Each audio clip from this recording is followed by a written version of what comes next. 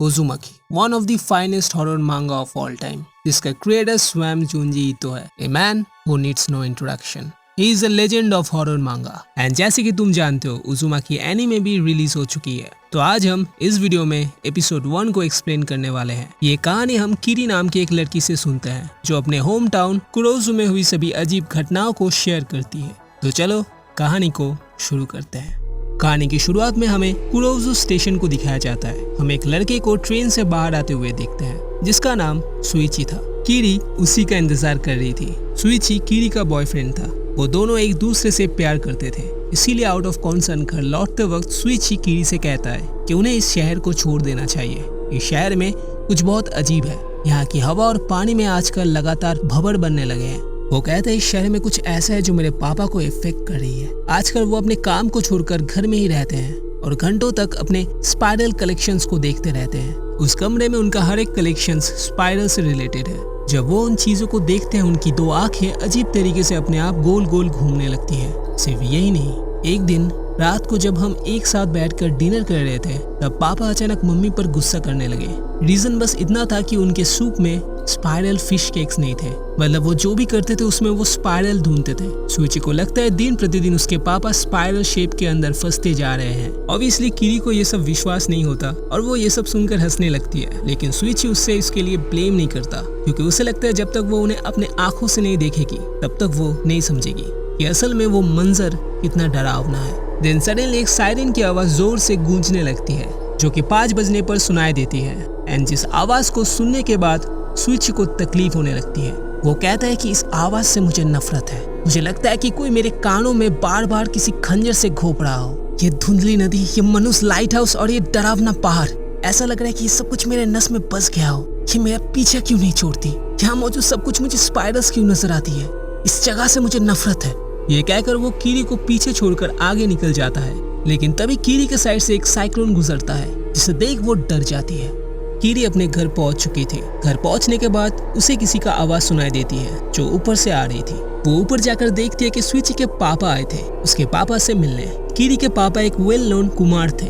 वो मिट्टी के बर्तन बनाते थे। उन्हें काम करते देख सुइची के पापा उनसे कहते हैं, आप जैसे लोग ही असली कलाकार होते हैं। इस घूमने वाले पहिए, जो कि दिखने में स्पाइरल शेप जैसी है, इससे एक कला को आकार देते हैं। क्या आप मेरे लिए एक स्पाइरल शेप का बर्तन बना सकते हैं? कुछ ऐसा जिसे देखकर मुझे चक्कर आ जाए।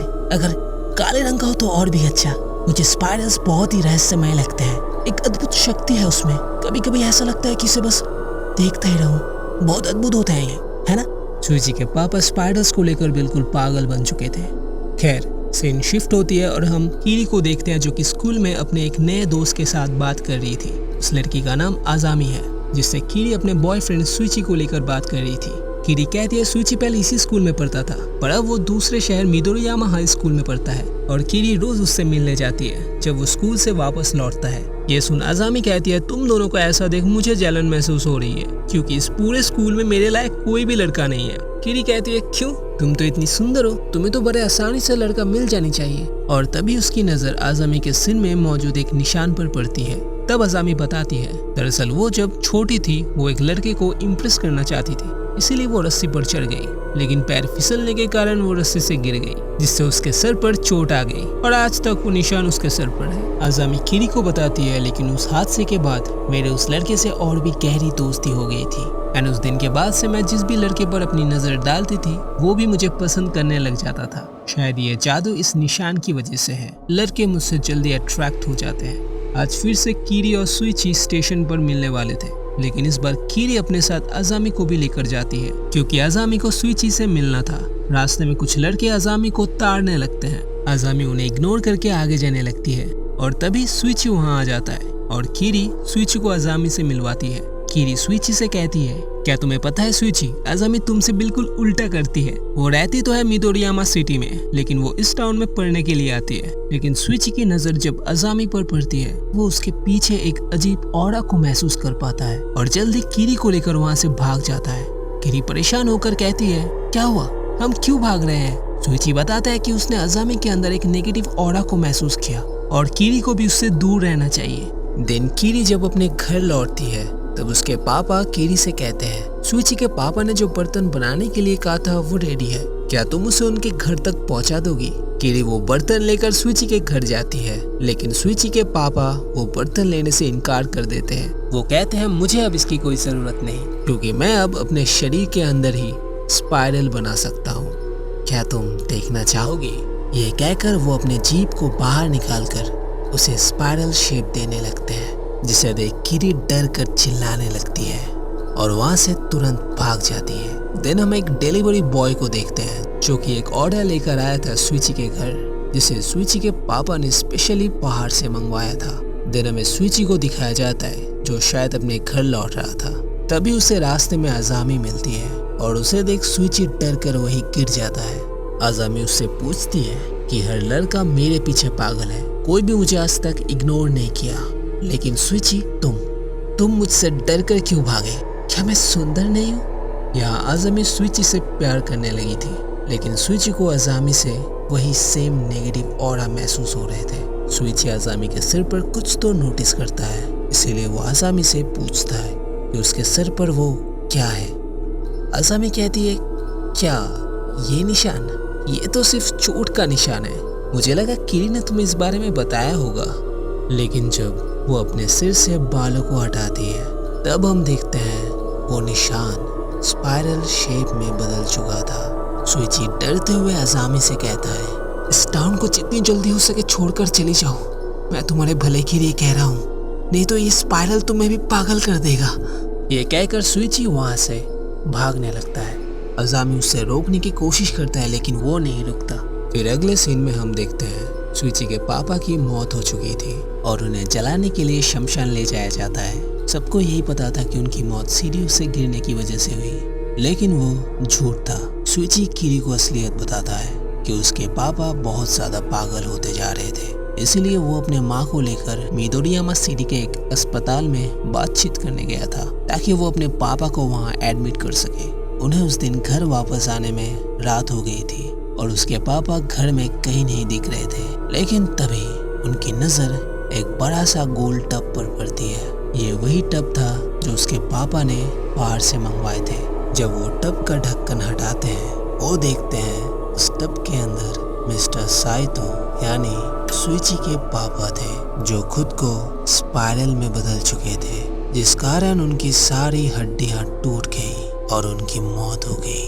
अब अचानक सब आसमान की ओर देखने लगते हैं। उन्हें एक बड़ा सा स्पाइरल दिखता है, जो कि मिस्टर साइतो की बॉडी जलने के बाद जो धुएं निकल रहे थे उससे बन रहे थे। सब ये देख डरने लगे और इसे अपशगुन मानने लगे, क्योंकि उन्होंने ये चीज कभी नहीं देखा था। और हम देखते हैं वो धुआं धीरे धीरे टाउन में मौजूद ड्रैगन फ्लाई नामक एक तालाब में जाकर समा जाती है, जिसे देख सुइची की माँ मिसेस साइतो डर जाती है और पागलों की तरह चिल्लाने लगती है कि अब बस करो, बहुत हुआ। दरअसल उस धुएं के अंदर उन्हें मिस्टर साइतो नजर आ रहे थे।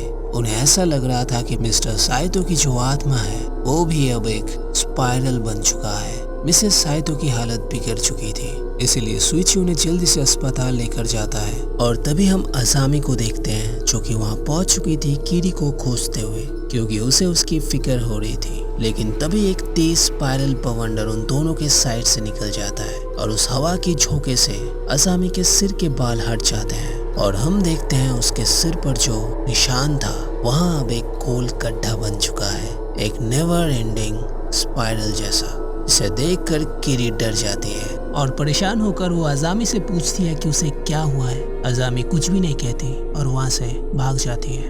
उधर अस्पताल में सुइची की माँ शांत नहीं हो रही थी। उन्हें नर्स की चोटी में भी स्पाइरल नजर आ रहे थे, जिसे देख वो और भी डर जाती है। उन्हें स्पाइरल शेप से फोबिया हो चुकी थी। देन अगले सीन में हम एक लड़की को देखते हैं जो अजामी से मिलने आया था। वो लड़का अजामी को पसंद करता था और वो उसके पीछे बहुत दिनों से पड़ा था। अजामी को वो डेट पर ले जाना चाहता था, लेकिन अजामी उसे हर बार मना कर देती थी। वो लड़का कहता है, न जाने क्यों मैं तुम्हारी और बार बार खींचा चला आता हूँ, भले ही तुम मुझे इग्नोर कर दो, फिर भी मैं तुम्हारे लिए कुछ भी करने के लिए तैयार हूँ। जिसे सुन अजामी अपने मन में सोचती है कि वो इस बात का फायदा उठाएगी। अगले दिन कीरी नोटिस करती है अजामी आज स्कूल नहीं आई थी।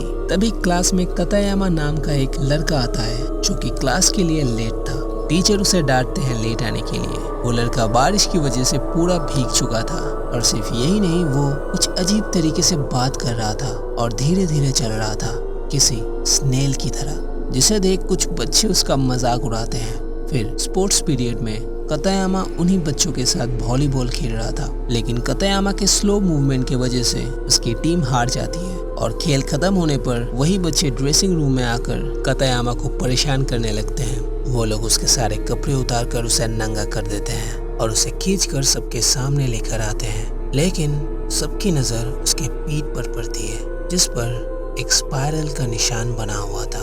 अगले सीन में हम कीरी को देखते हैं जो कि अस्पताल में सुइची के माँ से मिलने जाती है। सुइची कहता है उसके पापा के मरने के बाद से ही उसकी माँ स्पाइरल से डरने लगी है। उन्हें अपने बालों में भी स्पाइरल दिख रहे थे, इसीलिए उन्होंने अपने बालों को शेव कर लिया।